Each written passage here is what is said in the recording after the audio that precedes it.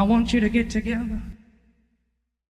Hello, everyone. Welcome to a new special show. We're going for round two with the demons are parasites subject. Now, I have with me today the man who brought this information to us in the first one. I have Vitali of Alpha Talks YouTube channel. Vitali, how are we? Good, good. Excellent. Yeah, so if people don't realize, the first video we made was like a random just get together, wasn't it? Yeah. And it went on for like 2 hours where you were just talking about this concept that from based on a lot of work you've been doing on your channel, presenting this idea that there's some kind of odd connection between parasites and demons. And you came and did like an hour-long presentation. And we just kind of moved on from it. It's like a month later, I randomly just trimmed that 1 hour little segment and I put it out there is because I just needed a video for the day. And I thought, oh, I remember Vitali did that presentation. Let's just put the presentation out, whatever. And I added a few Mhm. little extra images in there of like venom and stuff like that, and crickets committing suicide in water and parasites coming out of them, and these type of things. And I really didn't think much of it, but that video just went viral. It's on something like 368,000 views now. And it's just brought a huge influx of people to the channel. And I'm like, go to this guy's channel. He's the one who did the presentation. What did I do? I just sat there like an idiot in silence, listening away. So if people who are on my channel now that watching this video, links are in the description down below to Vitali's channel. Go and check out his work because you do have like a lot of stuff on this. You have many videos just going into these ideas, and not Mhm. even just parasites, but also the connection that the human body has to the spirit realm and the seat of the human soul, not necessarily being the brain, but the stomach, and the connections are the gut feeling, what the gut feeling truly is, and the microbiome. And it's really fascinating stuff. And I've been wanting to get you on just to talk about all of this. And I believe you're writing a book about it right now too. Is that correct? Yup, slowly but surely, yeah. Slowly but surely, yeah, absolutely. So we're going to go for round two today because from what I hear, you've been busy. Do you want to Yeah. explain to people what you've been doing behind the scenes since that last talk and what we're going to talk about today? In terms of busyness, I've been writing my book, so I haven't been popping out a lot of videos lately, and I've also been getting a new job, so I'm trying to transition slowly, and that takes a lot of time. Mhm. But yeah, recently I've been focusing a lot on the whole parasite connection. I've done a few videos recently about tumors and the parasite connection to NPCs and some other things as well. So there's a lot of fascinating connections there. But yeah. Yeah, the NPC stuff is a trippy one, isn't it? Oh yeah. I saw that video actually that you did on the NPC. It was a good one. It was interesting, and I've talked about that myself quite a few times. But yeah, I won't spoil anything. Go check out the video, guys, if you're listening. But yeah, really today, like I said, I believe you've got some extra information from the original presentation we did, and I think we're going to go through the original presentation again today. You have some updates you're going to kind of add in as we go along because a lot of things weren't really said, were they? Because the reaction I got from the comments from the original, um, it was huge. We had so many suggestions and people talking about so many extra things we just didn't even mention on the Mhm. original show. And I suppose I should bring it up now. Yes, the Goa'uld from Stargate. Yes, we know. We know about the Goa'uld from There's so Stargate. many comments on. It's like 300 comments alone pointing to that one pop culture reference. And I'm like, yes, we're aware of that. Certainly, symbolically speaking, it's all there. It's absolutely all there. And I suppose when you find this is when you find these type of truths, they're kind of like a hidden truth. You realize it's been shown everywhere in the media for years anyway. But once you start seeing it everywhere. So I think we Mhm. kind of made people start realizing that and pointing at parasites all over the place. And I've seen a lot of new podcasters and creators talking about the subject now as well. I think we've inadvertently started some kind of odd wave of parasite thinking and people looking for parasites under every rock. And like I said, all the comments who got referencing the Essenes Gospel of Peace, Mhm. which I think we're going to talk about today as well. So let's just get into it, Vitali. Shall I get the presentation up and I'll just let you share what you want to share today, shall we? Sounds good. Okay, so here it is. Here's a presentation. Vitali, take it away, and I'll be playing next with this because obviously you have technical difficulties and don't seem to have the ability to open this on your side. So for people listening, I'm the one controlling the presentation, but Vitali's the one speaking. So let's go. So yeah, so this is my presentation on parasites and demons and about the connection. And I know on our first video that we've done on this, like a lot of people were saying, how can parasites be demons, right? Parasites are biological creatures and demons are spiritual. We're not saying parasites are demons, but more so that they're like conduits for them, like a tool that they use. And so there is a connection between spiritual and physical. Because like in the Bible, for example, there's Beelzebub, the demon of filth, the demon of pestilence, course, pestilence, disease, that's a physical thing. Beelzebub is a spiritual thing. So parasites are conduits basically for demons. Or at least Mhm. that's the idea. But yeah, this is kind of a recap of our original talk. So if you haven't seen it, go ahead and check it out. But we're going to begin by basically defining what a parasite is in just the simplest terms. A parasite is an organism that lives at the expense of another organism, the host. In general, parasites share the following features. Parasites are usually smaller than their host. Parasites use both invertebrate and vertebrate hosts. So just off the bat, like, symbolically or metaphorically, we call demons parasites, right? They Mhm. live in a host at the expense of the host. They feed off them, they use them. So even just symbolically, demons are parasitic, right? But Mhm. maybe there's more to this whole phrase because maybe they're literally parasitic. But there are lots of ancient beliefs on parasites and their connection to like the spiritual realm. So the first example I give is on the ancient Taoists, which I explain on the next slide, and about their beliefs concerning parasites and their connections to demons. So they literally believed that parasitic creatures are demonic. So this is called the Sanshi, three corpses, or Sung Chung, three worms. It's a Taoist physiological belief that demonic creatures live inside the human body and they seek to hasten the death of their host. These three supernatural parasites enter the person at birth and reside in the three dantian. So that's the energy centers that they believed existed within the body, which would be the head, the chest, and the gut. So after their human host dies, they are free from the body and they become malevolent ghosts or go back to their spiritual demonic form, basically. The three worms, three corpses work to harm their host's health and fate by initiating sicknesses, inviting other disease-causing agents into the body, and reporting their host transgressions to the gods. So they're called the three corpses, but they're not literal corpses. It's kind of a word defining what they can do to the body by turning Mm. it into a corpse, right? Bringing upon death and disease and illness and things of that nature. Mm. Interesting. In the Bible, there was also this belief that disease, like parasites, are connected to demons, like Beelzebub, which is called the Lord of the Flies. So in scripture, Beelzebub means Lord of the Flies. In Hebrew and Jewish literature, the name is translated to mean Lord of the Dung or Lord of Filth. Beelzebub is connected to various sicknesses and diseases, including those that come from parasitic infections. Hmm. There's actually, from my own research into the Nephilim clown stuff, I was looking at a lot of traditions of, let's say, Sri Lanka is a good example of this. And they have a distinct connection between demons and disease. And a lot of the rituals they do, they have this mass tradition where they put on a mask that represents a specific illness. And then they do a dance and a ritual to excise that illness from an individual. That's how they cure that through their medicine. They don't see a difference between sickness and a spiritual parasitical infection, basically. And there's this other Mhm. story of it. I think it's called a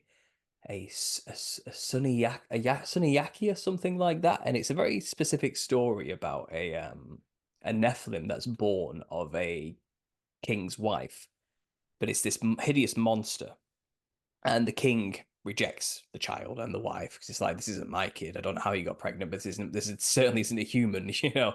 And the child basically gets thrown with the mother's corpse into a pit of bodies and survives by eating the mother's corpse. And then he grows up to take revenge on his father's kingdom and just eats and kills everybody. But he distinctly has diseases that follow him, little demons that follow him, which spread disease. And that's kind of the story. Wow.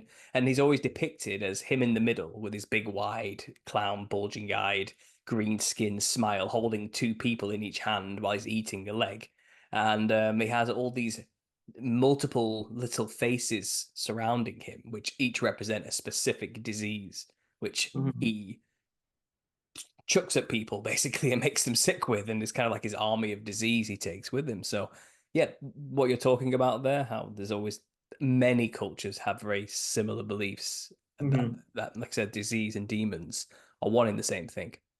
Yeah. Yeah, there's always like this belief that back in ancient times that there's always a god of filth, a god of pestilence, or a demon of filth, or a spirit of filth and disease and destruction and war and stuff like that. So Hmm. people did understand that there was some kind of connection between physical ailments and the demon behind it, or the god or spirit or whatever they called Hmm. it. So yeah. Absolutely. 'Cause just to reiterate the point you made at the start as well, because we got a lot of comments, didn't we, saying, 'cause I think they read the title or the thumbnail of this video, parasites are demons. And yeah, it's a bit clickbaity. Sorry, I get it. But we're not actually saying that they are all parasites are demons and what people think demons are just parasites. We're not just saying that. It's like we're Mhm. not simply saying people just didn't understand what parasites were in the past, so they called them demons.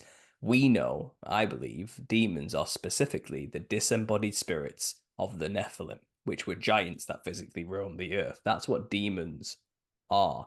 But this, like you said, there seems to be some odd connection to parasites, and it's almost as though the more parasitically infected an individual is, the easier they are to control by a demon.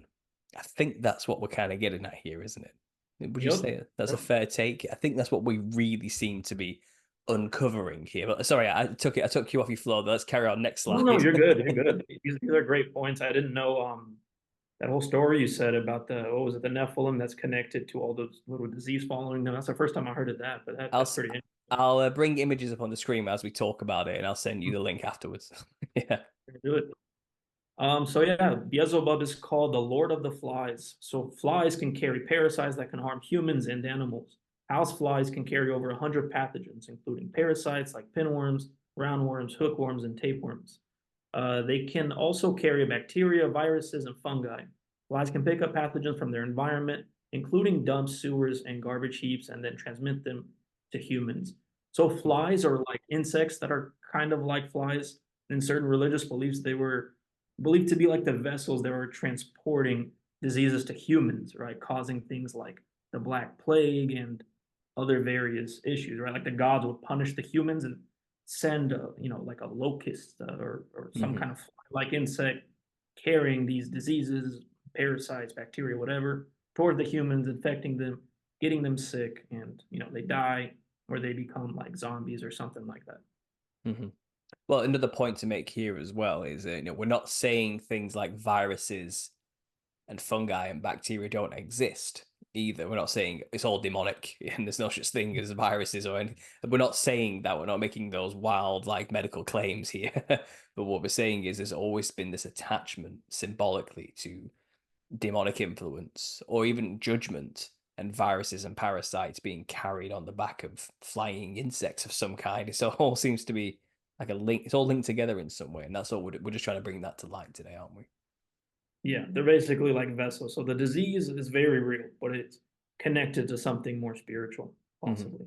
Possibly. So parasites can cause the same exact issues demons have been known to cause within biblical accounts.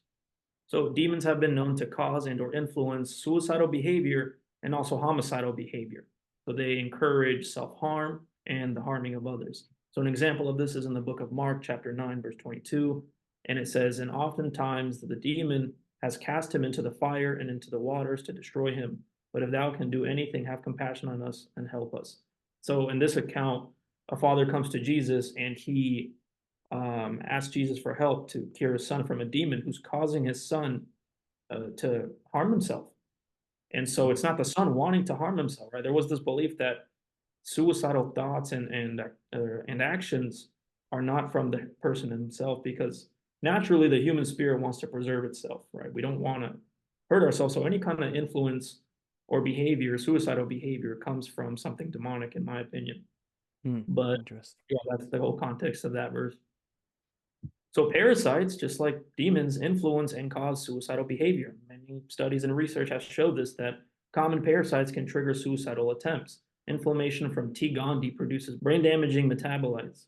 And so every person who's committed suicide, they found studies that, or attempted, that they were more likely to have a parasitic infection. But Hmm. yeah, So this is where we're getting into the cat disease. Again, we had a lot of comments about this as well, yeah, as though we're trying to say, get rid of your cats, people. Don't have cats as pets. And I'm an animal lover, and I know cats can be lovely. I'm not saying cats are yeah, intrinsically evil, disease, parasite carrying monsters.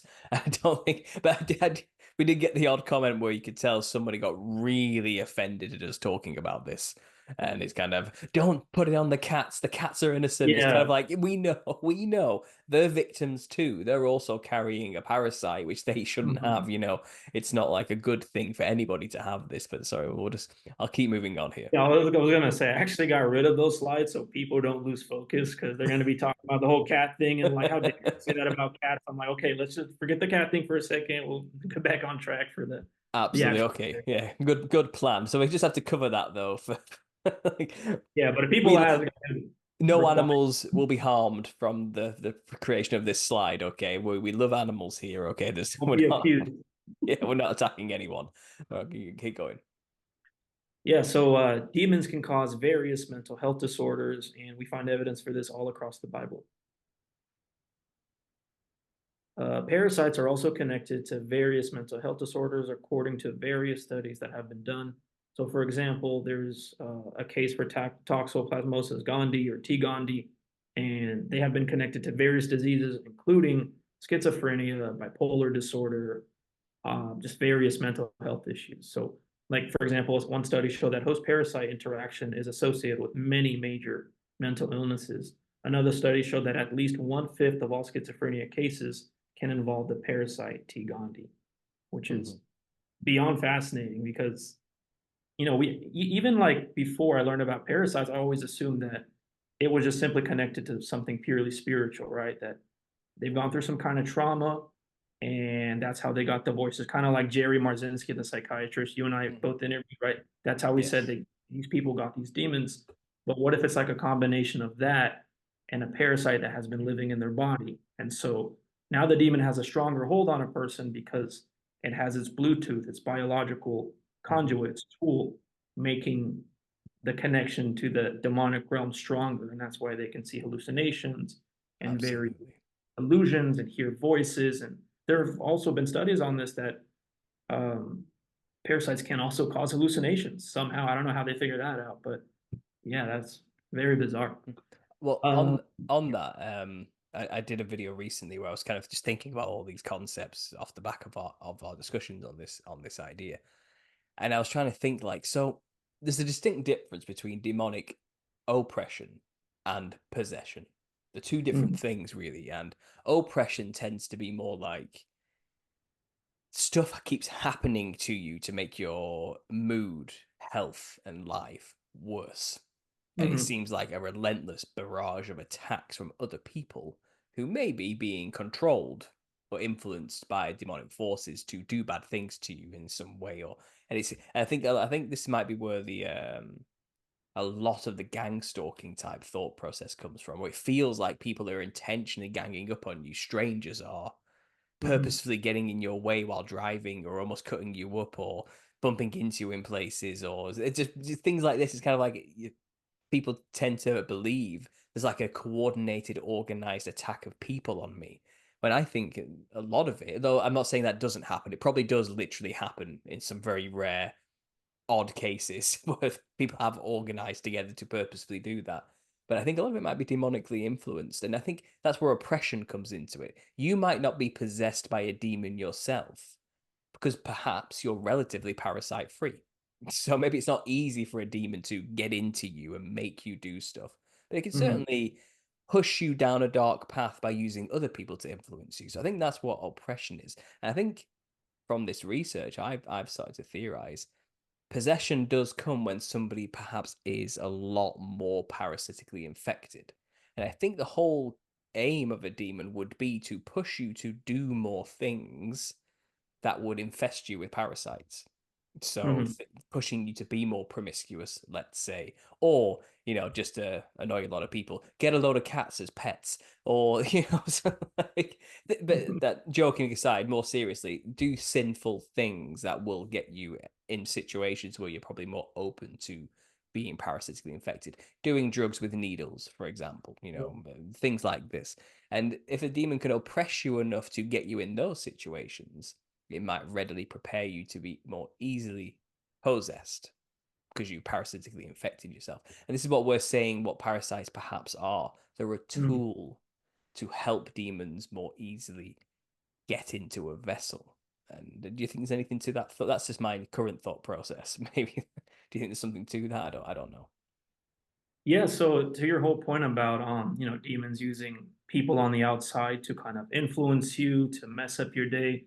I actually interviewed an ex-meth addict on my channel like almost 2 years ago, and he told me a story just like this. He said while he was high, he walked down this alley and he noticed that some of the homeless people around him and the drug addicts would say things that only he knows, Hmm. kind of to irritate him, like, "Oh, something like your mother died," or kind of to mock you, right? Something bad in your life happened that only you know, but these drug addicts are telling you this information. Like, how can they know this? And so, I think that's very true that demons do use people on the outside to mess with you, to mock you, to give you a bad day.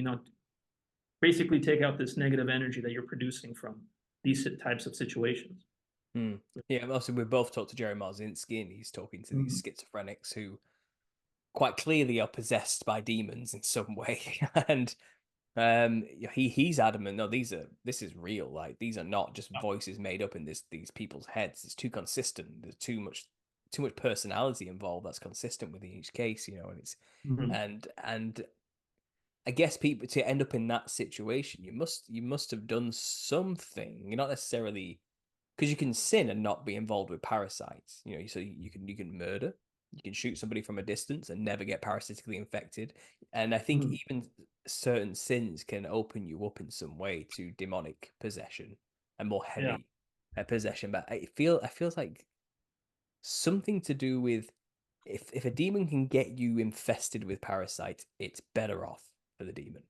So I think that's what I'm learning here. It's just a useful because from my research, dressing like a demon can open up you to be possessed. There's Mhm. other methods. It's not the cut and Shamanism. dry. Well, Mhm. exactly. Shamanism, drugs, and other Yeah. things, can get you there. And it's not necessarily that it's parasites or nothing.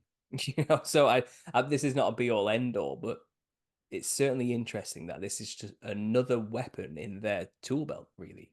Like the enemy's tool belt that we're kind of realizing here. So it can't Yeah. hurt to know this stuff, I guess is what I'm saying. Anyway, carry on. Go on. Let's keep Yeah. going. Just in case, right? Just in case this crazy theory really is true, which I believe it is.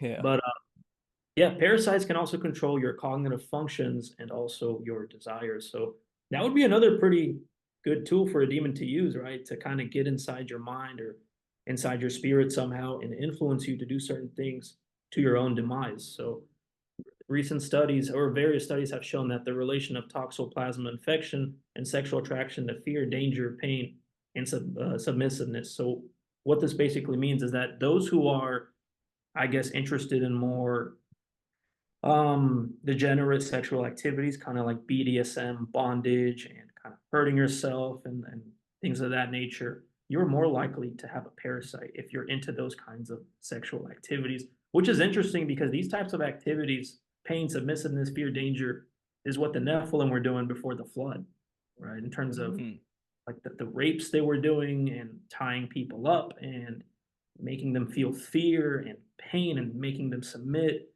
So there's a connection right there to the Nephilim. They were disgusting, degenerate beings, and mhm. parasites. Crazy that they can influence you to do these things, and why would they influence you to do these Mhm. types of things? Well, So, oh yeah, go ahead.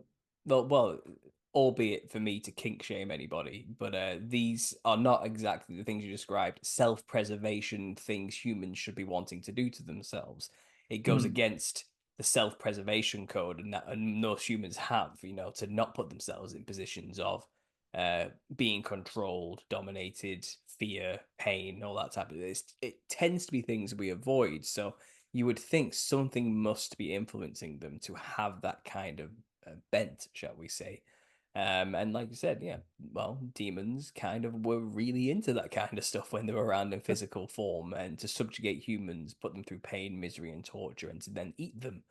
Yeah, Maybe there's something to be said there for that magical property in blood after immense fear that is so coveted after by the evil ones. You know what I mean? I'm trying not to set off the sensors here or the algorithm, but there's benefits to it, and if you've got demons, it's going to push you to do things it wants and enjoys. So you've got to think 100%. about that, you know. And I think it's just funny because a lot of these people think it's kind of like, no, this is my choice. I want to do this. And it's kind of, well, let's get rid of the parasites and see how you feel then. Let's just see what Yeah, happens. You know? literally, yeah, yeah. Give it a There's some go. You know. interesting info there on, just doing like a parasite cleanse or just getting rid of parasites altogether can get rid of certain sexual attractions that you might have. And you'd be surprised. But if this Yeah. information got out, it would cause I I, guess if people consider this information to cause a storm. Yeah, well, I know the article you're talking about, and we're gonna have to speak in code here. It's been doing the circles, hasn't it, all over the meme groups as well. That there's and on Twitter and stuff that there is a, without getting specific because it's too dangerous to talk about publicly on this platform. But it's basically people who have gotten rid of parasitical infections have quite literally, utterly changed preferences. Okay, and it's kind of, it's like a, this is proving something undeniable and odd about particular, but you know, whether there's any validity to the things we're seeing online, but it makes you think, doesn't it? It makes you think, as I always say. Anyway, let's carry on. Let's carry on. And to add to that point concerning like BDSM, demons love to humiliate humans. They hate humans, right? So Mhm. they do a lot of humiliation rituals, as is common in like secret societies and Mhm. that kind of realm. But Absolutely. there are, for example, people who watch content like OnlyFans or they pay like a porn star money and they do very bizarre things like men will, for example, in some cases will write like stupid on their forehead and ask a woman online to humiliate you, to tell you to do weird things like hit yourself in the testicles or just humiliate yourself, just make yourself look, dehumanized. Mhm. And I think that's also demonically influenced because demons hate humans and they'll do anything to dehumanize us and to humiliate us, right? So Mhm. that kind of stuff, that kind of BDSM, those BDSM activities are definitely a humiliation ritual on some level. Mhm. But yeah, Toxoplasma gondii is also associated with sexual promiscuity. So the more promiscuous you are, there's a way higher chance that you might be parasitically infected because through sexual activity is how many of these parasites actually spread, right? We know what an Mhm. STD is, a sexually transmitted disease. Well, technically speaking, that's sort of a parasite bacteria type disease, right? Mhm. So the study has found that a common parasite can make you more attractive by influencing certain behaviors. So imagine a parasite has infected you, and that parasite needs you to have sex to move to a new host. It would certainly be to the parasite's interest to help you become more physically attracted to a mate and act more promiscuously. So that being said, as bizarre as it sounds, a parasite can influence you to dress a certain way, talk a certain way, be more smooth with the ladies. Some people might say maybe I need a parasite to become more attractive, but no, you don't. It's funny. Um, It's funny you mentioned that. I just had a brainstorm there of an episode of Futurama. We're going back in mhm. time here, where Fry gets parasites, and they quite literally make him smarter, stronger, fitter, better in every single way, and Oh, wow. practically invincible. There's a point where he saves a woman from a couple of muggers, and he's just Mhm. got immense strength and ability all of a sudden. And he gets a pipe shoved through his stomach, and he pulls the pipe out, and it very quickly heals itself because the parasites are in there doing that thing.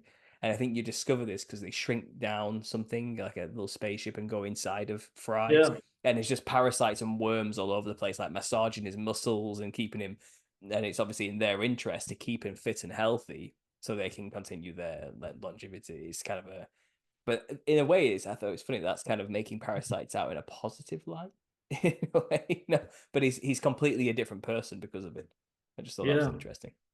It reminds me of the Spider-Man movie when he gets Venom and he Yeah. starts acting like smooth with the ladies and he's stronger, he's better, he's faster. So It reminds me of that one quote that I mentioned in a recent video that fiction is the lie that tells the truth. Yeah. So that's hilarious that they talk about this kind of stuff and now they're finding research or in fiction and now they're finding actual evidence that this is what they do. And another thing they found out is that in terms of parasites making you more attractive, a parasite can influence your body to produce more testosterone for men. And of course, more testosterone for us means more muscle, we're more attractive, we're fitter, better looking. The whole pheromone attraction thing, we release more pheromones, and that kind of gets women attracted to us as well, because there've been studies showing that women like a certain smell that comes from a man's natural odor, and they get more attracted to them like that on like a micro level. But yeah, very bizarre that the little worm can influence you to do all this stuff. Well, it makes you wonder if anybody out there who is attractive and successful ladies has anybody done it off their own validity and just natural abilities, or is it all just parasites controlling humans to Yeah. just reproduce And constantly? maybe this is our coping mechanism. Yeah, they're just parasitically infected. That's why, they're attracted. Who knows? Who knows? Yeah, it's fun to Yeah, speculate, but isn't it? Though, absolutely. yeah. So yeah. There's some evidence to this. So parasites can make you more attractive, so you have more sex and spread it. There's been a link, as we talked about, between parasites and certain sexual attractions like BDSM, and again, I have to speak in code here, other preferences. Fatal attractions, although human behavior is complex, there's an intriguing link that has been identified between sex, violence, and a common parasite.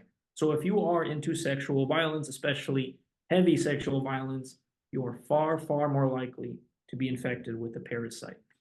So what's interesting is the fact that there, again, I have to speak in code here because yeah, sensors and stuff. So I'm gonna say pizza. Many of you know what the word pizza means in terms of, when speaking in code, but there is an account of a guy, somebody wrote a book about this and I forgot the name. But in this book, he basically had a brain tumor and he was heavily attracted to pizza content. Mhm. And when he got rid of his brain tumor, his attraction to that completely vanished as well. He wanted nothing to do with it. And so there's that interesting connection to certain sexual behavior and preferences being connected to a parasitic infection. But yeah. Mhm. Interesting, scary, and Hmm. interesting at the same time. It's kind of like we're just whim to invisible influences on our brain, body, nervous system, neurological like systems, and it's kind of even symbolically speaking, it's kind of we don't see a brain tumor, but it changes us to be something that we're not. Just like a demon, you don't see the demons, but they influence you to become something you're not. And I think there's kind of like a, as is in the spiritual, so it is in the physical type of thing Oh, going on here, isn't micro, there? macro, correct? Absolutely. So perhaps that guy had a tumor because he had a demon. Do you know what I Hmm. mean? It works both ways. And exercising the tumor might not necessarily get rid of the demon, though, is what we're trying to say here as well. I think it's far more No. complex than that. Because someone sent me a really fascinating message, Hmm. and they were saying like, so if parasites are demons, is doing a parasite cleanse like a chemical exorcism? And I'm No, like, I, doing a parasite cleanse is like getting rid of a tool of an enemy. Like imagine you're disarming a guy that's trying to hurt you. Well, the guy's still there, right? You just got rid of one of his tools, but he's still there and he can hurt you. So you need to get rid of the guy too, right? it's a Kind of great like way. going into what Jesus said. You need prayer and fasting, right? So they Mhm. both matter. The fasting gets rid of the biological, physical issue. The prayer gets rid of the spiritual stuff. That's pretty much what I said as well. Yeah, but yeah, exactly. So Yep. carry on, go on. I'll let you go. Again, for parasites influencing preferences, behaviors, desires, parasites can manipulate our eating behavior. So some parasites like tapeworms can increase your appetite and food consumption, which can lead to weight gain. So microbes in your gut, including parasites, may manipulate your eating behavior to increase their fitness. They might do this by making you crave foods they specialize in or that suppress their competitors, or by making you feel dysphoric until you eat foods that benefit them.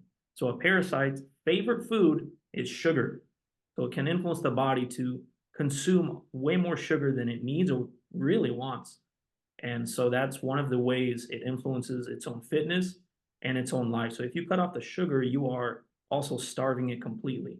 When I Mm, talk about sugar, I'm not just talking about, candy and sweets. I'm talking about processed carbs. burgers, pizza, Cheetos, chips, stuff like that. And so a lot of biblical commandments are anti-parasites, specifically things like food and fasting, or that have to do with food and fasting. So in the book of Matthew, chapter 17:21, which is missing in a lot of English translations, especially modern ones, it says, "Howbeit, this kind goeth not out but by prayer and fasting." So some people in your comments are saying, "Oh, you guys need to read the full context." Jesus was calling out like the lack of faith that the disciples were not having when they were trying to cure this person of demonic possession. Hmm. But if you read it carefully, it says, "Howbeit," or some translations say, "but this kind." So he's making two statements. He's first telling the disciples that they lack faith, and then he says, "However, this situation is different. This parasite can only come out by prayer and fasting," meaning this person has to fast, them, the person being possessed, Hmm. and they also have to pray. And you guys, of course, pray for them as well, right? So Jesus was making 2 points there. He's saying, the disciples, you guys lack faith in this case. And he also said, however, this is a different kind of situation. Here's what needs to be done. But some people combine the two. They're like, oh, they're just calling out the lack of faith of the disciples and Yeah, telling the disciples to pray and fast. I'm like, I don't think that's the point being made. I kind of get how they got to that conclusion in a way, but I also don't see how does the disciples fasting in any way help the person with the demon.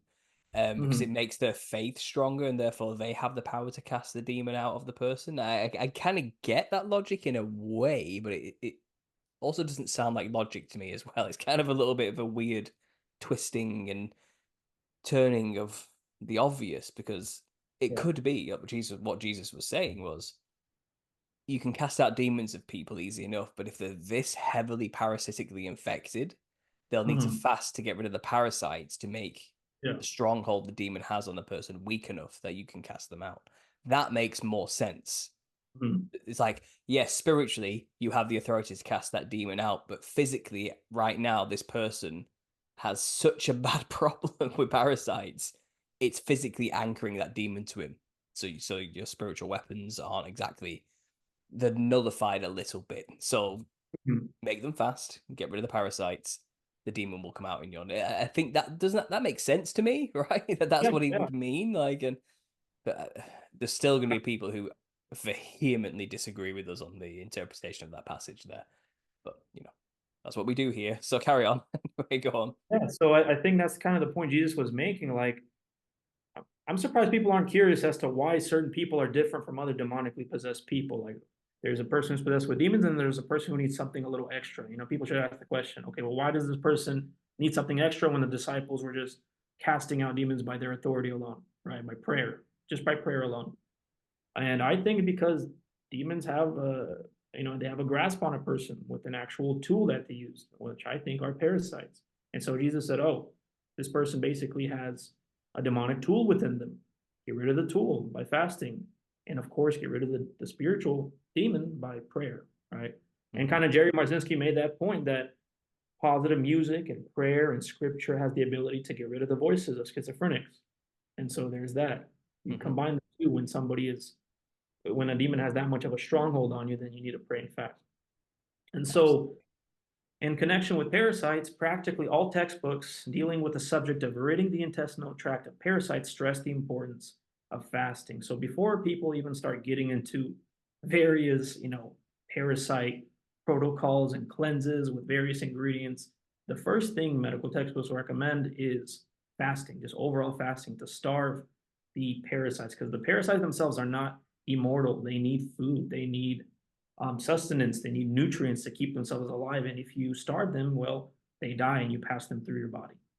Hmm. So, yeah. And someone left a comment on that recently, actually. I suppose they were making a valid argument, but it's kind of Mm, if you intermittently fast, you're actually just training parasites to go longer without food and they get stronger. And I was thinking about that mm, as kind of like a robust, it's like intermittent fasting is a bad idea. And yes, I think you should do long, maybe 3 to 4 day water fasts. That would get them.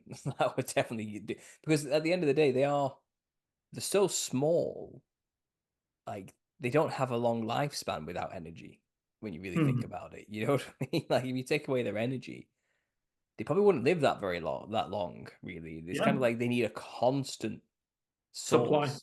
Hmm. That's what I mean. Yeah. So they're constantly, like clockwork, encouraging you to get up at 11 p.m. and go and eat a donut for some reason. It's kind of Midnight because snack. it's time, Yeah. that you need that sugar fix or something like that. But that just a few musings on that idea again. But I'll do the next slide. There we go. Yeah, and another point on that, I mean, that's why people, when they break a fast, the first thing they go for is not nutrients. It's not something nutritious like a steak and vegetables and fruits. It's always something that's sugar. Now, we're told the reason is because that's your body's like favorite source of energy. But what if that's just a parasite triggering those cognitive, mechanisms in your body, those desires, like get sugar now, now, now, like we are dying. We are at the point of just extinction, death. And so that's why we go for like sugary stuff right away. Cause I remember going into a few day fast like years ago.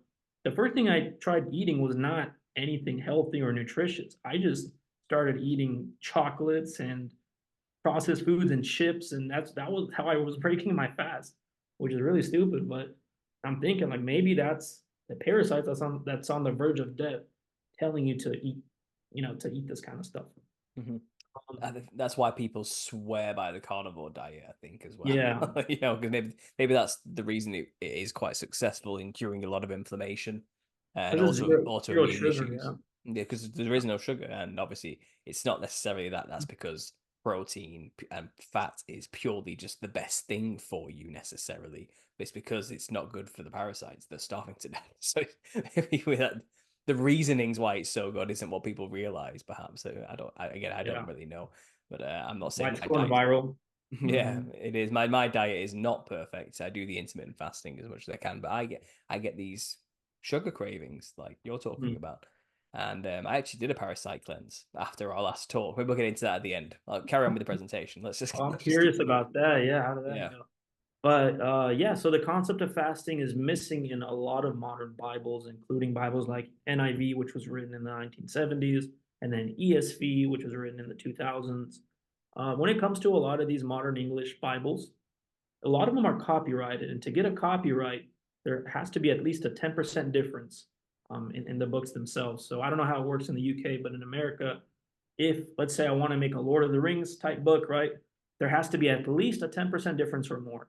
So all these passages are removing stuff, right? So over the years, the Bible's become more watered down, things are removed.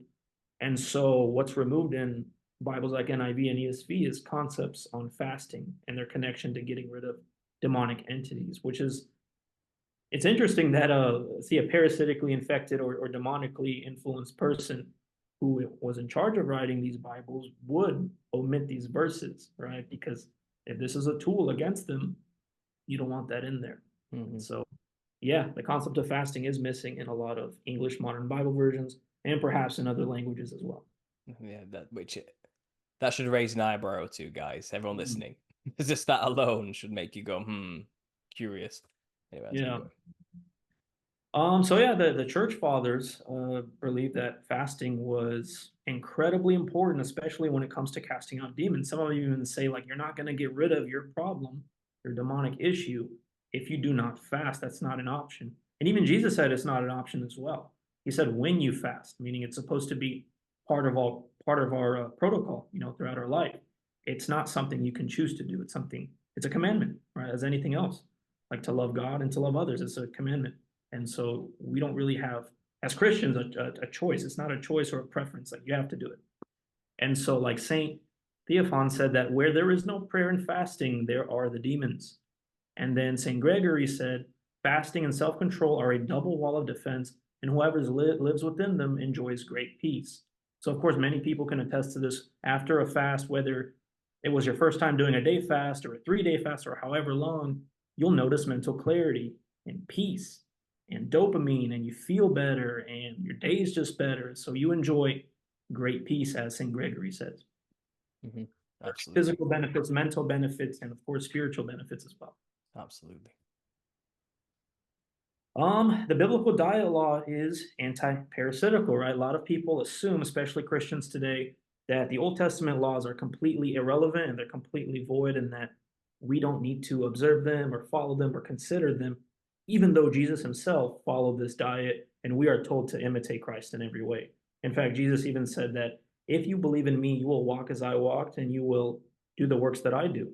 And this was part of his life. He followed the diet. He did not eat anything unclean.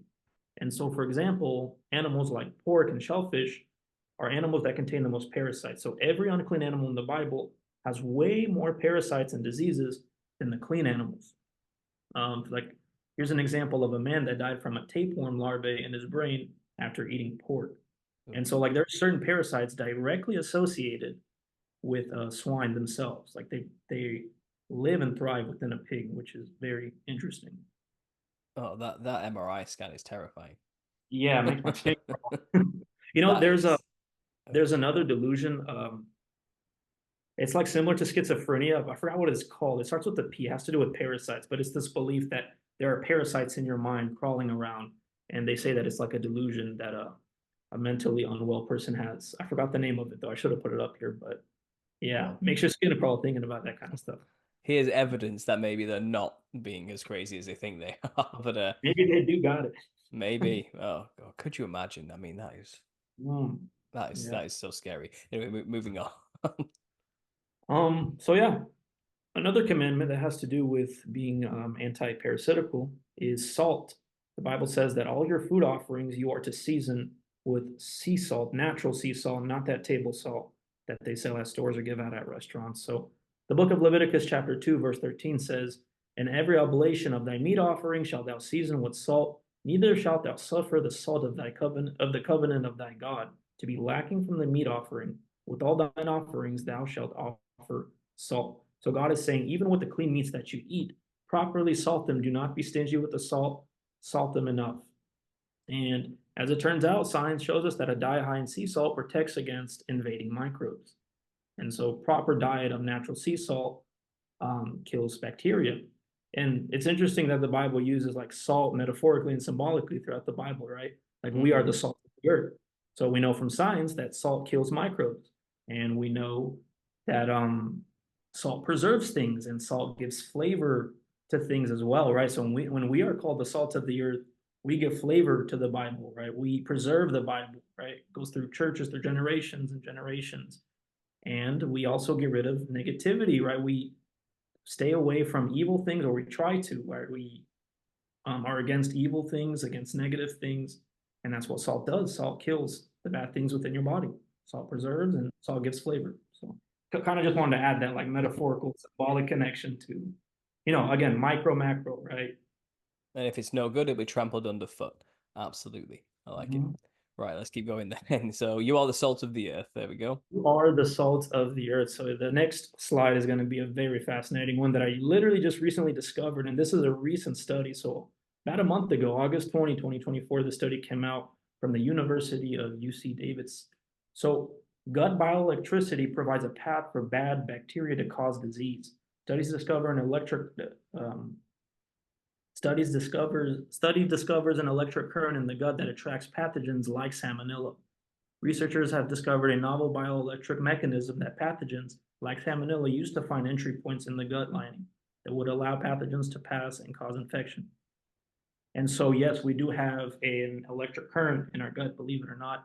And they found out that if our electrical current within our gut, our bioelectricity is faulty, it can literally cause a pathway for parasites, diseases to enter into the gut and cause various issues because the gut is connected to a lot of serious issues, including mental and physical issues.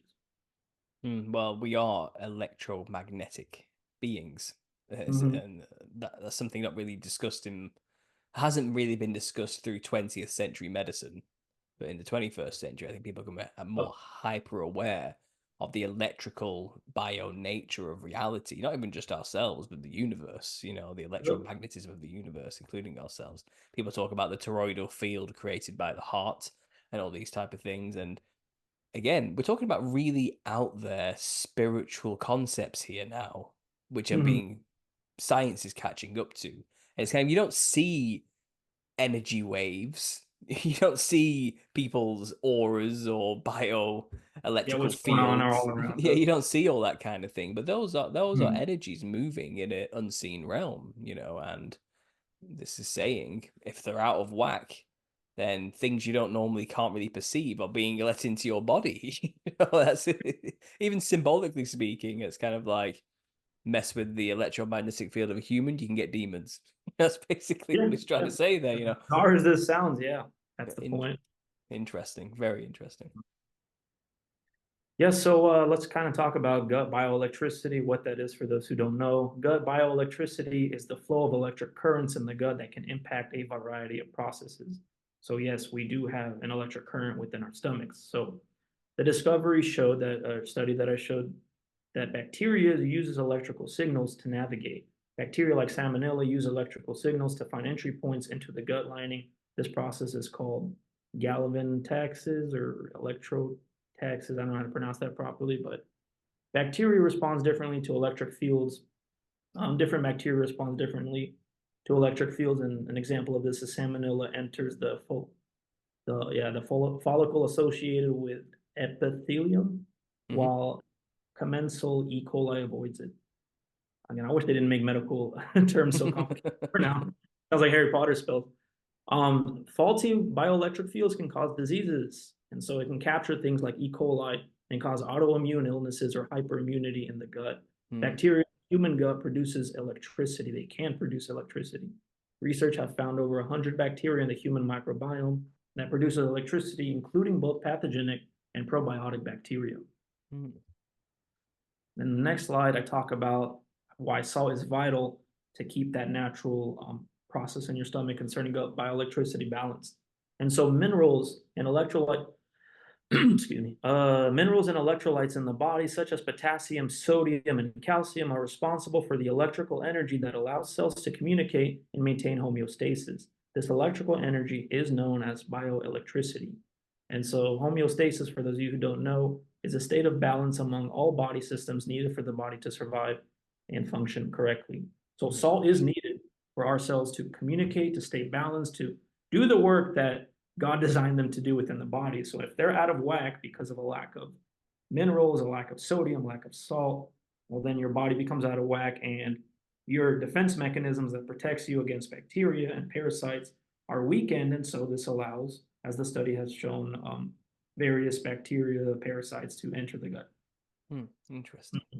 Yep. I've always been one to thoroughly crack a lot of sea salt over everything I eat. So maybe I always thought, oh, this can't be good for me, but now I'm thinking, yeah, okay, I'm going to keep doing more of that now. Thanks for the justification there, Vitaly. I really Absolutely, yeah. appreciate it. And then distinction, natural salt, natural sea salt, not table salt. That's what That's you right. need. It's got to be the sea salt. Yeah. Yep. Yeah, good sea salt. So the parasite connection may explain why Jesus healed using certain strange methods, like the account of Jesus healing a blind man with mud that he literally made from spit and dirt. So to a skeptic, right, who's looking at this or reading the story, this sounds like a cult leader doing something odd. Let me rub some spit mud on your eyes and magically heal you from your illness. Hmm. But maybe the parasite connection can actually explain this bizarre healing method that Jesus used. Jesus heals a man born blind by anointing his eyes with mud and saliva, and then telling him to wash in the pool of Siloam in John chapter 9, verses 1 through 7.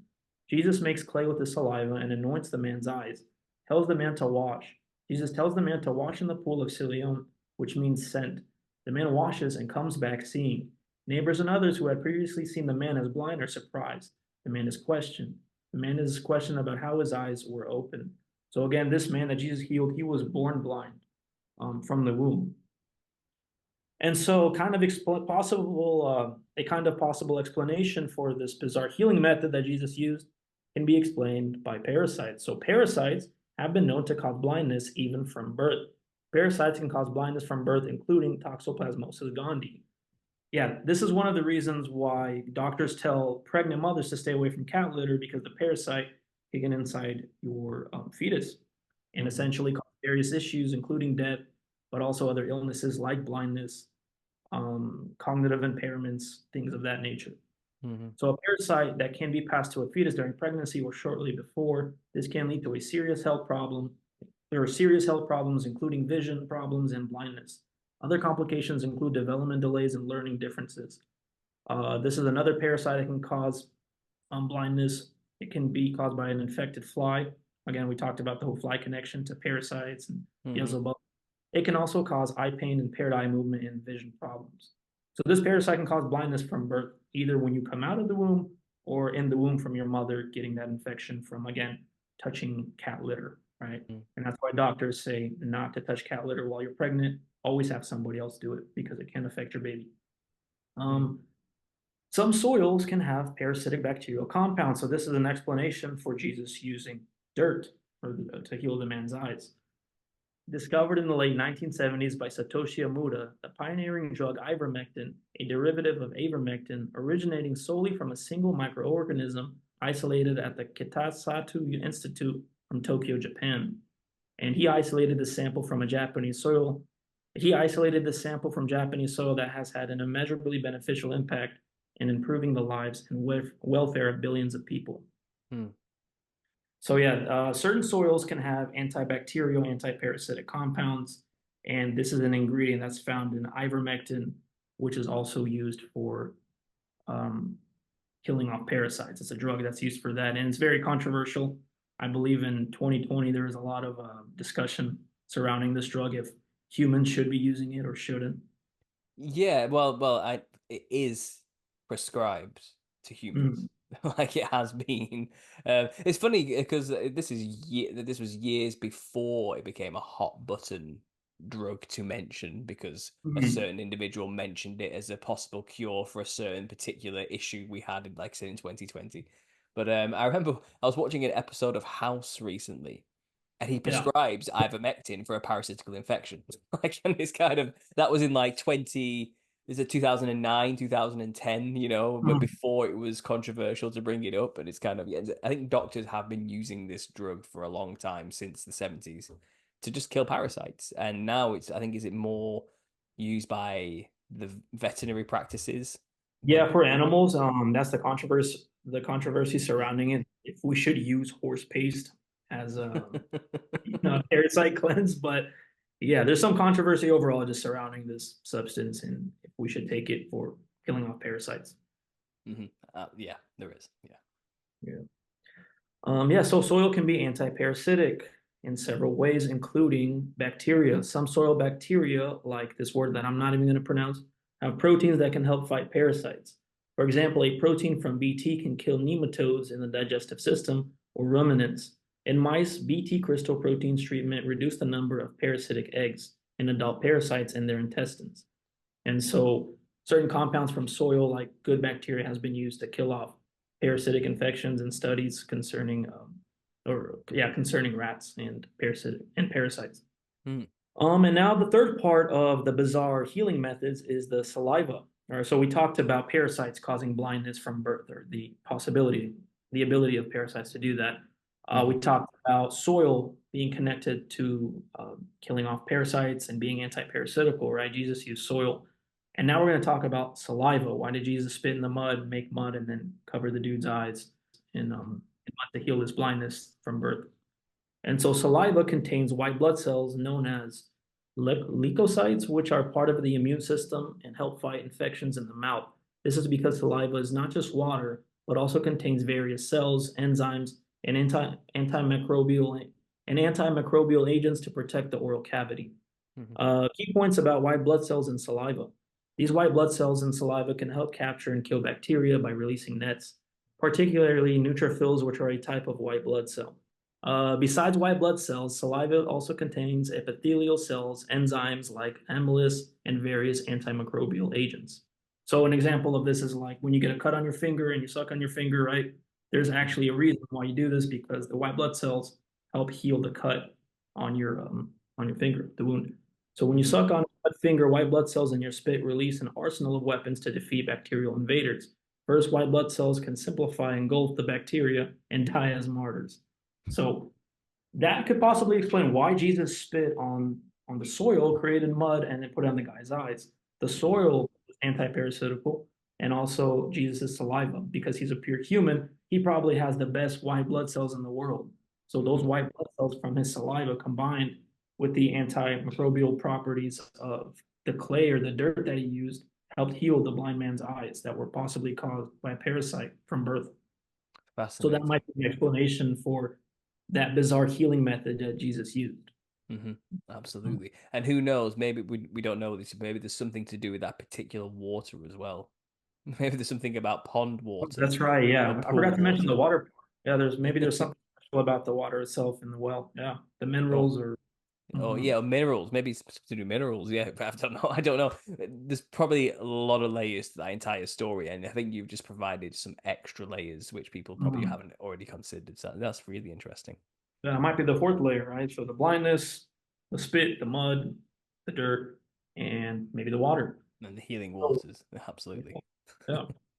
Yeah, so as you can see here, there's numerous things that white blood cells do to fight off parasitic infections. And so these are all the things that they contain. But yeah. So yeah, that's the end of the presentation. And I just want to leave you guys off with the last message that's written in Proverbs chapter 2, verses 1 through 6, the reward of seeking wisdom. My son, if thou wilt receive my words and hide my commandments with thee, so that thou incline thine ear unto wisdom, and apply thine heart to understanding. Yea, if thou criest after knowledge, and lifts up thy voice for understanding, if thou seek her as silver, and searchest for her as for hid treasures, then shalt thou understand the fear of the Lord, and find the knowledge of God. For the Lord giveth wisdom, out of his mouth cometh knowledge and understanding. So in this proverb, God literally says that if you keep his commandments, even small things like diet law and his advice on salting meats and doing those little things, he said that this leads to more understanding, right? If you will understand the fear of the Lord when you seek wisdom. So the reward for seeking wisdom is God giving you understanding for the various bizarre things in the Bible and an explanation for why he wants you to do certain things, right? As we talked about here. Whatever the Bible says, there's always some practical truth to it outside of the Bible. But of course, the Bible is just one book or a collection of books that's so big and it can't explain all the I guess the details of why we should do the things God says to do. But if you seek it, God will reveal, understanding to you of why or how his commandments help with certain things, why you should follow the diet law, why you should salt your food, why you should pray and fast, things of that nature. It was a great presentation. Again, yeah, thanks for adding those extra things in there at the end as well. Mhm. Um, yeah, a lot to think on there. And again, since we made the last video, um, it hit people hard. You could tell people are Yeah. thinking about this type of thing right now. People are really into this concept and this idea. And people kept mentioning a particular story from, I think it's from the Essenes Gospel of Peace. I think it's like a, Mm. I don't know much about it, but I believe it could be akin to more of an apocryphal or perhaps a Gnostic text to some extent. I'm not totally sure if it is or isn't. I'm not saying, I'm not here to disparage it, but there's a story in there of Jesus casting out a demon, which is quite literally a huge worm that comes out of the mouth of somebody. Mhm. And I Like a think tape. a huge tapeworm, isn't it, from the sounds of it? Yeah, and he literally smashes its head with a rock once it comes out and kills the thing. But I think what he does is he starves through fasting the worm, and then he leaves a bit of warm milk just outside the mouth of the victim, and To because it's attract them. yeah, because it's Mhm. desperate for food, it comes out of the mouth to get the milk, and then he's like, "Bam, got you," And it's just sort of an odd story, but that does, that's an old, very old text, isn't it? Which is basically Yeah. attesting to this idea that, yeah, Jesus was dealing with parasites when he was casting demons out of people. Like, so there's another interesting link there, which can't really be ignored if we're talking about this topic. Really, it's Yeah. just The reason I didn't put it into the PowerPoint presentation is I think there's so much there that it deserves its own separate talk on it because you just put one or two slides and just move on. There's just too much information. So I'm down to have another talk on that topic specifically. But yeah, the Essenes were they were basically a sect of Jewish people who were big into holistic medicines and living clean. So they believed that cleanliness was next to godliness. The things you ate, your hygiene, the things you did throughout your day, the medicines you would take, that all of that matters when it comes to your spiritual health, your physical health, your mental health. And so some of the Essenes, they didn't believe that Jesus was the Messiah, but some of them did. And those were the people that wrote about the account of Jesus casting out a demonic worm. It even says it in the Essenes Gospel of Peace that it calls this demonic worm the abominable body of Satan or Beelzebub. And after he casts out the worm out of the man's body, Jesus tells him to sin no more, right? Don't go back to eating unclean, doing unclean things, being promiscuous. He says, sin no more, lest Satan or lest Beelzebub return to you with his plagues. And then he says, in order to cast out Beelzebub out of your life and his plagues, you must pray and fast. And tell your and it's in that verse it says, tell your fasting to no man, and God will see it and reward it. Kind of like the Bible tells us, to if we do fast, we don't talk about it, we don't look like we're tired, but like, keep it to yourself, and God will reward you for that. So yeah, no, the Essenes Gospel of Peace, it adds a whole nother layer to this whole like parasite connection thing.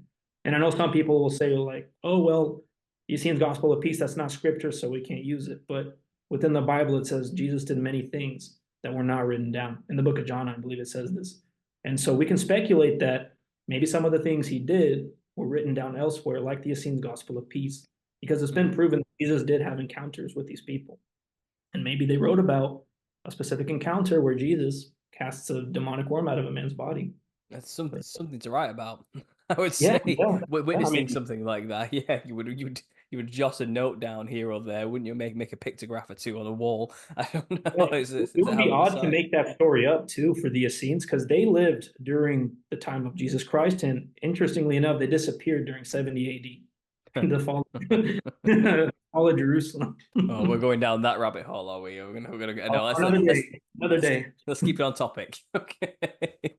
It's Yeah, I funny didn't because want I to. was just, it's funny because I was just before we had this talk, I was talking to Ed Opperman of the Opperman Report. He's like has this radio show, and he wanted me to give like the 51-minute elevator pitch for the book for the Nephilim Look Like Clowns stuff, and I Yeah. did, and we had a great talk. It was fun talk. I think he really enjoyed it. And he's like, I'm just here on your YouTube channel, and what's this? Who are we if Christ has already reigned for 1,000 years? What's this about? I'm intrigued. And I literally said, Ed, that's a whole of the show. And he's like, oh, just give me like the gist of it. What is the gist? So I gave him like a Give you a, a, a 60-second breakdown of everything about it. And he was like, what? Like what? Forget the clown stuff. And it was just funny. It was funny. And I just said to him, yeah, you a need little to hard to simplify that into 50 seconds. let's not do that with this talk right now. Let's stay on topic. Yeah. We're talking about parasites today. And I meant Parasites. Yep. I mentioned I would talk about my cleanse, and which again is I won't go into Right. too much detail, because it can get a bit gory with the details. But after our original talk, I was like, I've got to try this. I've got to try it, just a parasite cleanse, of some kind. And I went easy. I didn't get the controversial stuff. I went for Mm. the all natural homeopathic route, which you can get anywhere off like a website. And I went for the black walnut, wormwood, garlic, and clove tincture. Okay.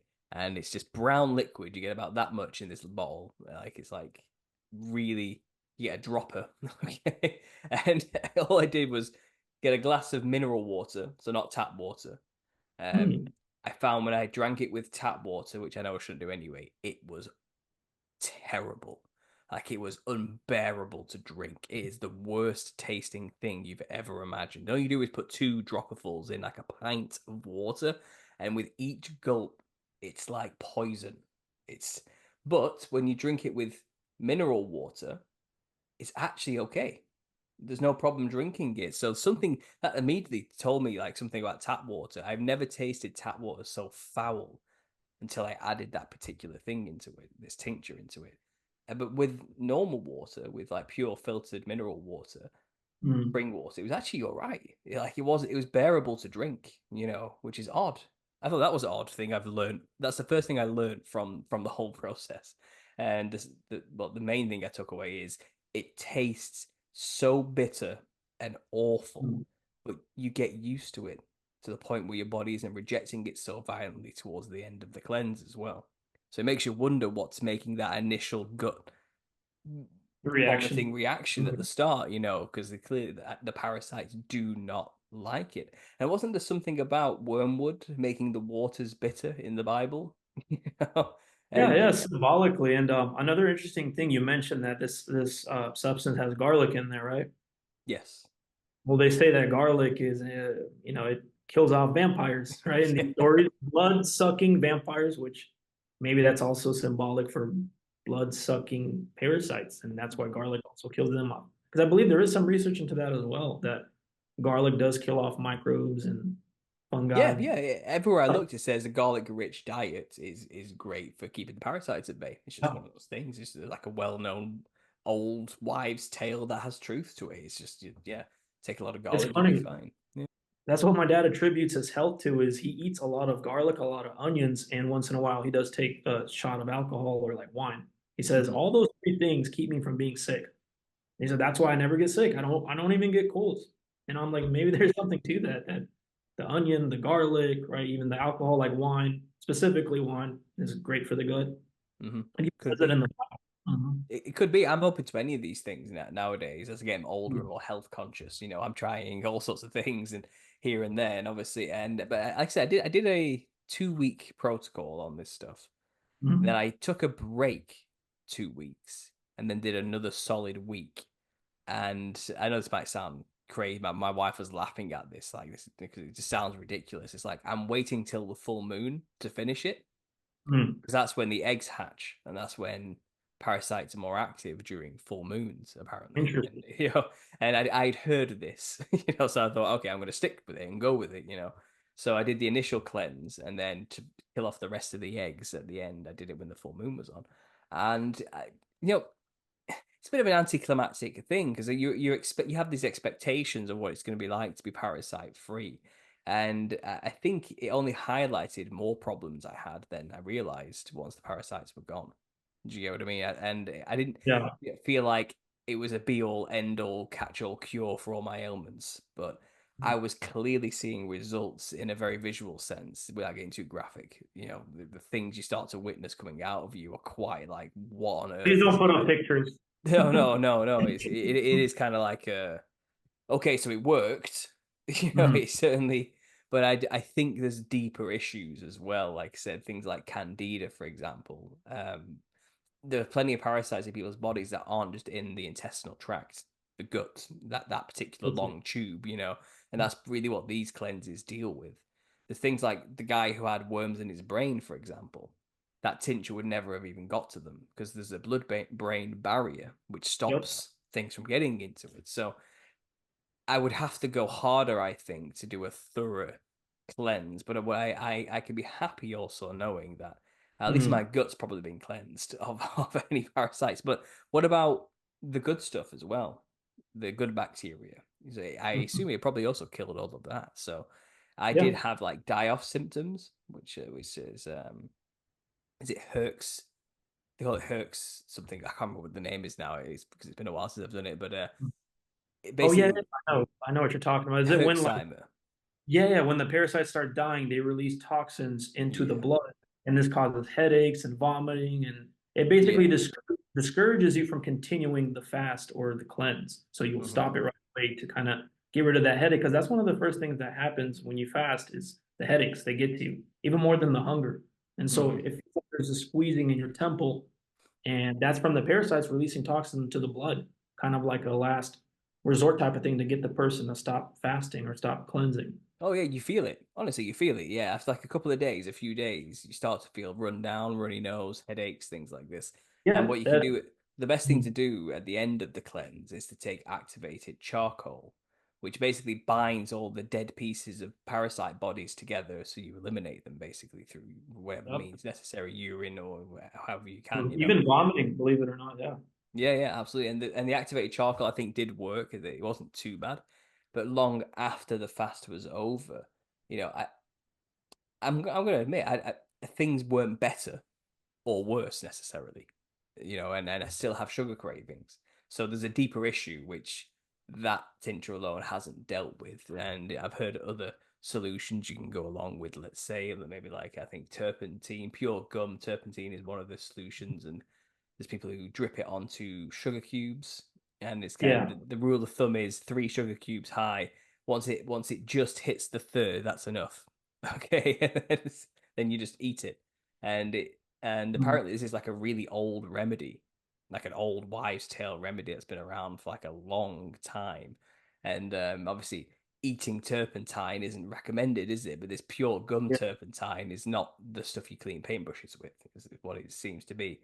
And there's this document going around from a woman who tested it herself, and she documented Mhm. everything from start to finish. And she was like, she got it from like a grandma who's been doing this forever.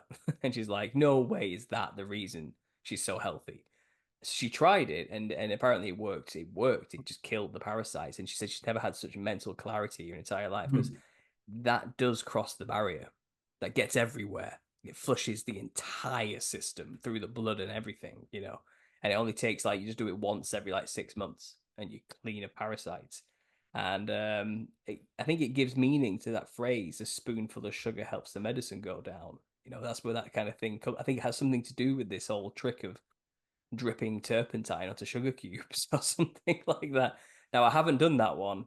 I'm not Mhm. giving medical advice here and saying people should go out there and do it, you know, but Yeah, this is entertainment purposes only, purely. absolutely, yeah, yeah. No, just because I've done it Yeah. doesn't mean I'm endorsing anyone else should do these things.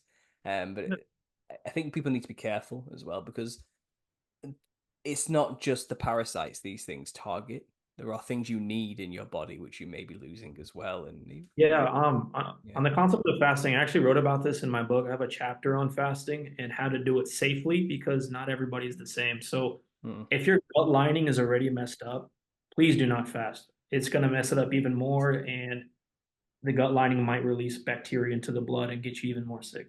So what I recommend, if you know that you have bad gut lining issues, do a fast with like bone broth, because specifically beef bone broth or like lamb, because it has nutrients in it that specifically heals the gut lining.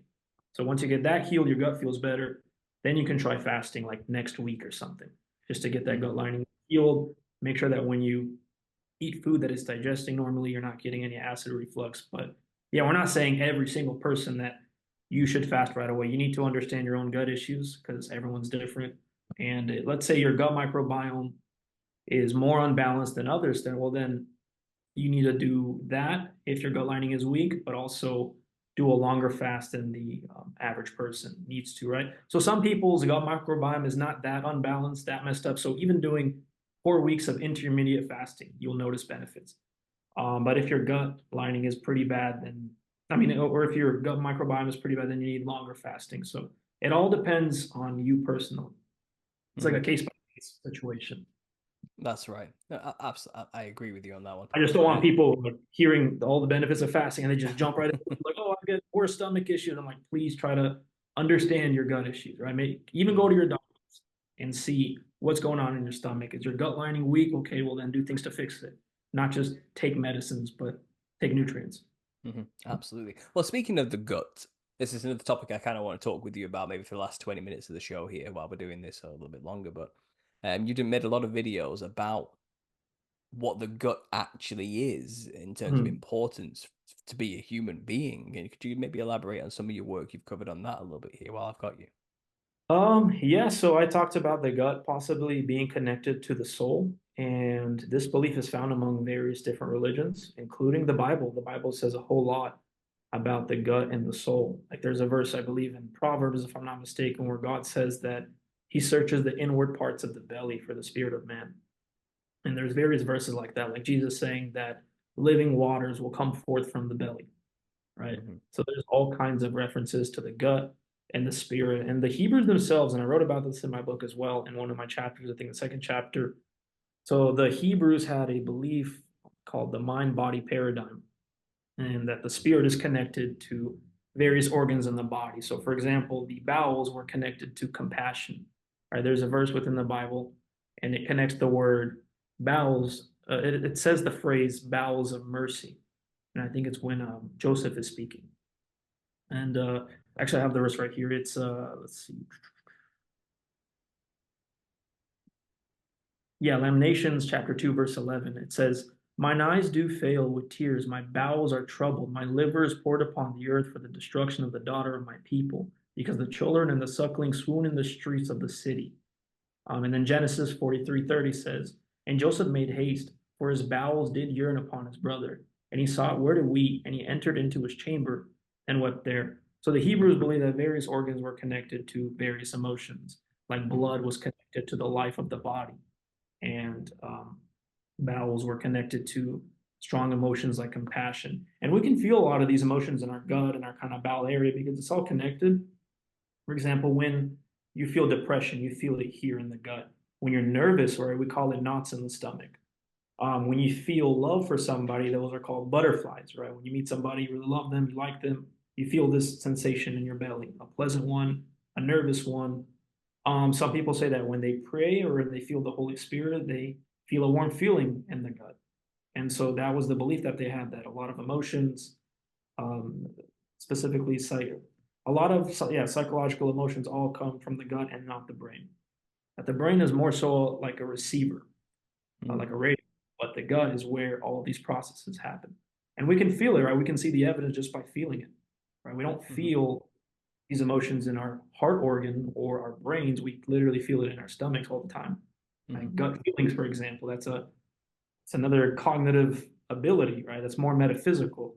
We have a gut feeling that something bad is going to happen, and in the next hour, something bad does happen, right? In certain situations. So that's very metaphysical. How could our gut feelings tell us this? Which I believe that's the gut feeling, a good gut feeling is connected to the Holy Spirit. But yeah, that's some of the stuff I've been working on. Yeah, well, there's so much there like that came to mind when you were discussing these things. I mean, people who talk about outer body experiences, whatever you want to Mhm. make of those, OBEs, they often discuss a tether attached to the stomach. So That's record. in the silver cord, yeah, this thing and maybe, and like I said, this other idea as well, this idea that you get a gut feeling about something. Mhm. Your gut's telling you one thing. Your brain's saying do this, but your gut's saying no, you need to do this instead. And it's Mhm. always right. Okay, the gut feeling is always right. And I have learned this the hard way many times. I've worked through like businesses and you meet somebody, it's like your gut's telling you don't trust this guy. Yeah. Like this guy's off. He's saying all the right things. Like you're hearing all the nice things, and he's like, "Yeah, I get all this. Yeah, it seems so cool, but deep down, no, there's something wrong here." And then later Mhm. down the line, yeah, they do something horrible, and you realize you were right never to trust them to begin with. It's like you go with your gut feeling. It's kind of Very metaphysical. Yeah. I think it's evidence that there's a spiritual process happening in the stomach. mm, Like, I think I saw one example of a gut feeling where somebody thought their spouse or something was in trouble and that they were getting harmed or something bad was happening. They were dying, something like that. And they mm, decided to rush to their house from their work and they get there and they realize something bad did happen. And so, mm. yeah, no, the feeling is very real. It's not just a metaphor. I think it's a real process, a spiritual process that happens in the gut. And I think the Holy Spirit is connected to it. Mm. I remember having the exact same feeling the morning I woke up. I just knew it was a gut feeling. I'm going to be called into my office today because they found my channel. Okay. I knew it was going to happen. I don't know why I knew that morning, but I woke up driving into work knowing it's going to happen. And it did. Wow. Exactly how I imagined it to go down, and to the rest is history. And it's kind of that gut feeling, So I've had evidence, personal experience. It's like, yeah, something metaphysical is going on with that. And it's just odd, isn't it? It's so odd. Like, and it's fantastic because it's not even just that. It's like when bad things happen to you, Mhm. get reflux, okay? When stress, things like this, nervousness, anxiety,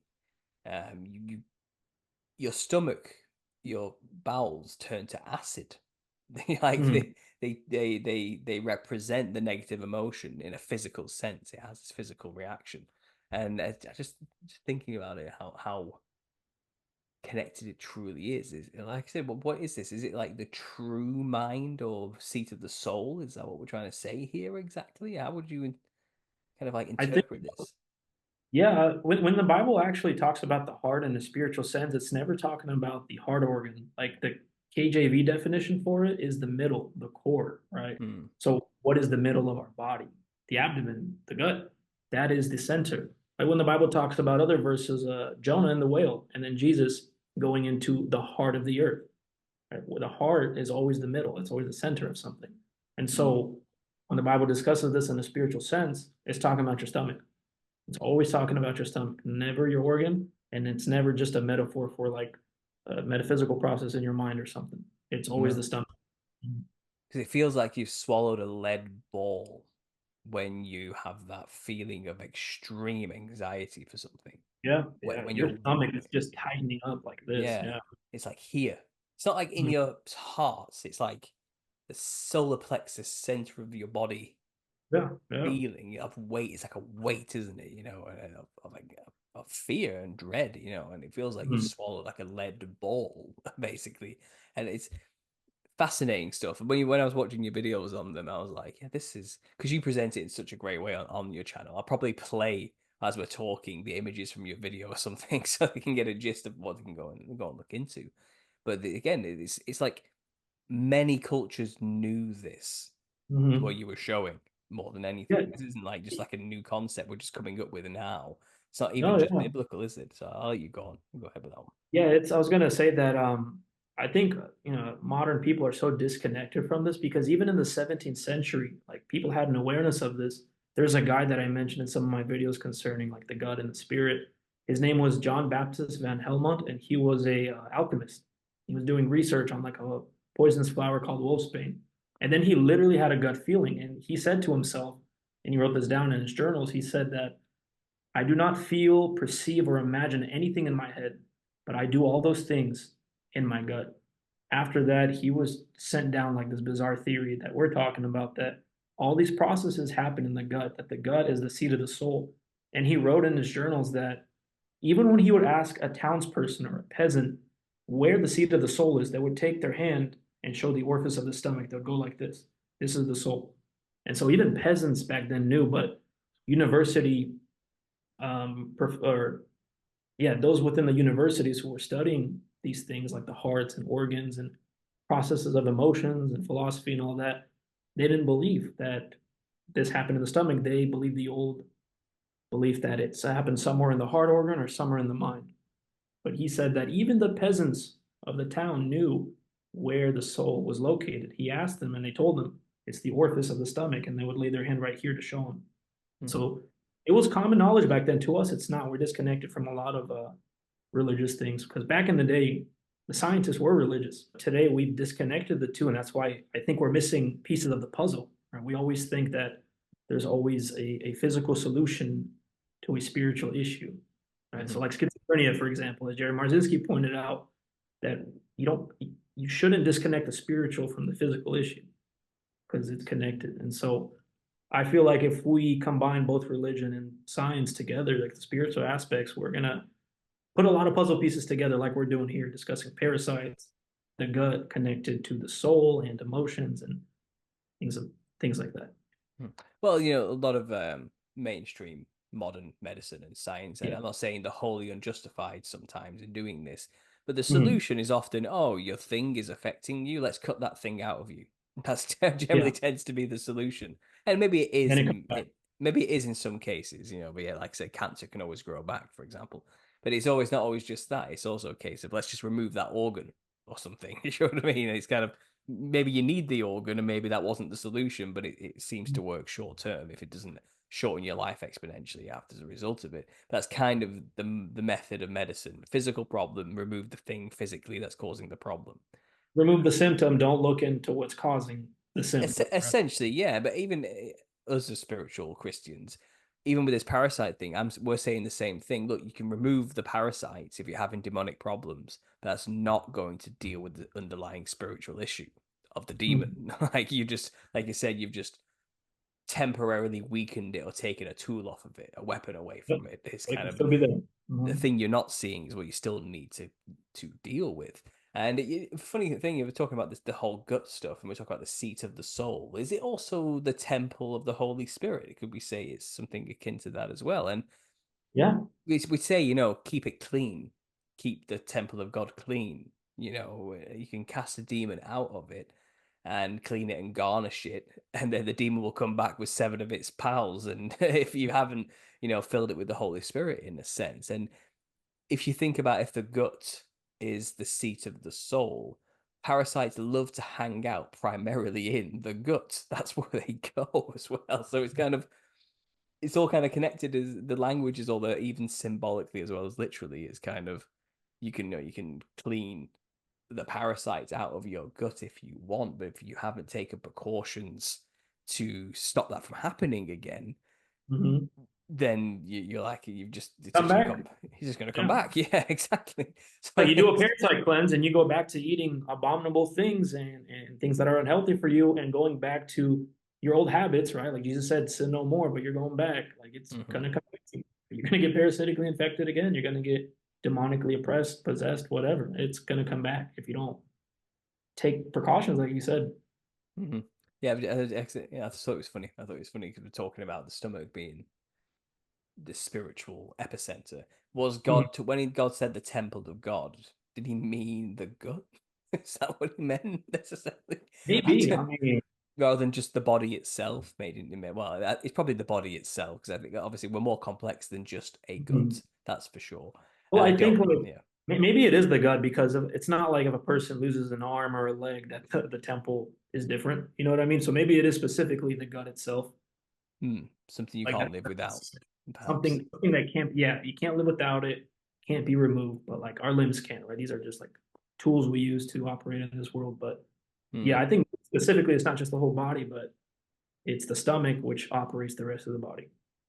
Yeah, just that's just a theory, by the way. Here, This is yeah, it's not there. I'm not saying this is I not 100% believe gospel. this, but I'm Yeah, open to it. You know, it's we're out just there. yeah, we're just spitballing ideas here now based on what we've just been discussing, and that's all. That's all we ever do on this channel, and that's the fun of all of this. And We're just uh, yapping. Yep. absolutely, yeah. So I think we probably should leave it there. So we don't exhaust it too much. It was fun having you back on, Vitaly. I really appreciate it. If you want to let everybody know where they can find your work and what you're working on currently, things they can look forward to, here's your chance now. Yeah, so you can find me on my YouTube and also Instagram. I used to have a TikTok, but I got rid of it. I'm not a fan of short form content anymore. I prefer long form. I think it's better for the attention span. But yeah, it's Mhm. all by the name of Alpha Talks. I think Paul will put some of it in his bio or the links to it. And currently, what am I working on? I am looking into mythological connections to the Bible and how mythology actually proves the word of God. Specifically, I ever did a recent video on the weapon of Satan, and there is like a bunch of comparative myths about specific tools that Satan used when he would rule from the heavens and how he would judge humanity and punish them and things of that nature. But yeah, currently I'm kind of just looking into the evidence that what the Bible says concerning Satan's influence on the world that can be found in mythology. So the next video I'm doing is on comparative myths of the blacksmith of the gods and how that's connected to the fallen angels and yeah, things like that. Fascinating stuff on you. Yeah, Always something fascinating on your channel, and it's always yeah, varied as well. You mix it up a lot, so I appreciate that as well, and I'm sure the people who will subscribe to you yeah, yeah. also appreciate that too. So thanks for coming on by, Telly. I really appreciate it, and thanks for everyone coming to listen today. This isn't live, so hopefully I can jazz this up with quite a lot of images. I want to do this a lot of justice this talk today, so people should look forward to that. But yeah, subscribe to Vitali, links down below, and I'll be back soon with more content. Thanks for listening, and as always, God bless. When ordinary people think of autumn, they imagine shorter days, cozy fires, curling up with a great piece of literature, and basking in the warming scent of cinnamon with shades of burnt orange, which your other half has decided to spend the life savings on to decorate the home for only 2 months, just as God intended. Yet we must remember that this transition into the frosty abyss of winter creates the perfect conditions for the spread of the pathogen known as Halloween. This disease causes people to dress like demons and go door to door asking for free stuff. This public service announcement aims to give you the correct tool to help you deal with these contagious commie behaviors when they manifest in your local community. First, you'll want to arm yourself with multiple shots of the best-selling paperback on Amazon called The Nephilim Looked Like Clowns. With this PPE, you're fully equipped and well protected to handle what's to come next. Second, have a pumpkin spice latte and white girl autumn your time away in knitted cream shackets and pilgrim hats, because soon enough, Samhain begins. This is when the veil between the spirit realm and the physical world is at its thinnest, and possession, the main symptom of Halloween, is more commonly presented. causing this type of unironic cringe to start happening. Just look at him. This poor soul thinks he looks cool. And if you're not careful, this could be you. Together we can stop the spread of Halloween and flatten the curve. When you see fully grown adults playing dress-up and mirroring unspeakable horrors from beyond the void, remember your training and cure their vapid sense of self-identity by handing them one of our favourably reviewed treatments. Your country must develop herd immunity to seasonal cringe. So, spread the cure far and wide. Just like the cure, this disease does not discriminate by age. Emulating the infected, you will see children running around in bedsheets, knocking on doors, begging for sugary treats, and threatening to damage your well-earned property.